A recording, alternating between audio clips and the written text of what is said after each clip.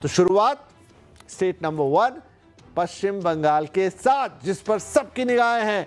तो देखिए, poles of poles ही आपको दिखाते हैं यहां पर। और पश्चिम बंगाल में हमारे पास अभी 5 प्रमुख पोल हैं, जिसमें से 3 शुरुआती पोल बीजेपी की तरफ इशारा करते हैं कि बीजेपी अब वहां सत्ता में आ रही है, जबकि 2 पोल जो हैं वो ये दिखाते हैं कि तृणमूल अभी भी अपनी सत्ता बचाने में कामयाब हो सकती है, क्लोज फाइट भी है। पहला है प्रजा पोल, जो कि बीजेपी के लिए 178 से 208 सीटें दिखा रहा है। टीएमसी को मिलेंगी 85 से 110।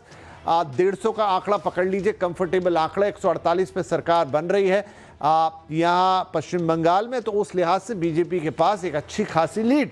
चाणक्य स्ट्रेटजीज कहता है कि 150 से 160 सीटें बीजेपी पश्चिम बंगाल में ला सकती है, और वहीं तृणमूल को 130 से 140। तो आप इसे क्लोज फिगर मान सकते हैं, लेकिन पक्ष में किसके कहेंगे? तो पक्ष में तो बीजेपी के जाता है। पोल डायरी कहता है 142 से 171। थोड़ा मार्जिन बड़ा है, गैप बड़ा है नंबर्स के बीच में, लेकिन 142 से 171 तक का आंकड़ा देता है। वहीं ये तृणमूल के लिए 99 से 127 के नंबर क्लेम करता है। पीपुल्स पल्स थोड़ी अलग कहानी कहता है। ये टीएमसी के लिए एक प्रचंड बहुमत दिखा रहा है 177 से 187 सीटों के साथ, जबकि बीजेपी को समेट रहा है 95 से 110 सीटों पर।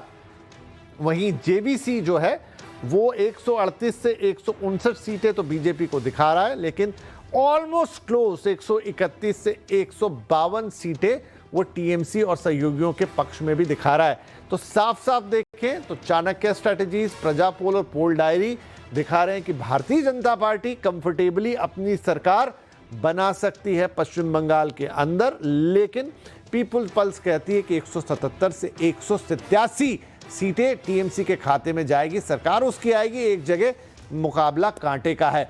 तमिलनाडु में 3 पोल्स अब तक हमारे पास हैं, लेकिन एक और पोल एक्सिस माई इंडिया भी इसमें जोड़ेंगे तो तस्वीर अलग होगी। लेकिन ये 3 पोल 234 सीटों का जो आकलन दे रहे हैं, मैट्रिक्स, चाणक्य स्ट्रेटजीज और प्रजा पोल, ये डीएमके ने सत्तारूढ़ पार्टी को वापस सत्ता में काबिज रहने की तस्वीर को दिखाते हैं। 122 से 125 सीटें, 145 से 160, 148 से 168, तीनों ही पोल्स मेजॉरिटी में डीएमके और उसके सहयोगियों के पक्ष में जाते हुए दिखाई दे रहे हैं, जबकि मार्टीज यहां पर 87 से 100 सीटें दिखा रहा है एडीएमके के पक्ष में, लेकिन बाकी 2 पोल्स में तो वो सीटें काफी कम दिखाई दे रही। तो अगर इन 3 पोल्स को आप पकड़ें तो तमिलनाडु में स्टालिन साहब अपनी जो वापसी है वो पुरजोर तरीके से कर रहे हैं। लेकिन एक नंबर 4 पर एक्सिस माई इंडिया है, जो देखिए 92 से 110 सीटें तो दे रहा है डीएमके को, लेकिन 98 से 120 टीवीके के हिस्से में जाते हुए दिखा रहा है। हालांकि एक अकेला ऐसा पोल है, लेकिन एक्सिस माई इंडिया की जो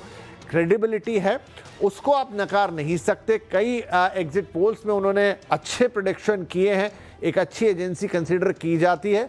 तो ये अकेली एक ऐसी एग्जिट पोल है जो टीवीके 98 120 दिखा रही है, और 92 110 हालांकि वो डीएमके को भी दे रहा है, लेकिन ये अपने आप में पूरी तरह से एक अलग तस्वीर है जो पेश करती है। दूसरी तरफ पीपुल्स पल्स यहाँ पर 125 से 145 जो है वो डीएमके के पक्ष में, 65 से 80। तो 4 जो पोल्स हैं वो तमिलनाडु में तस्वीर बना रहे हैं डीएमके के पक्ष की।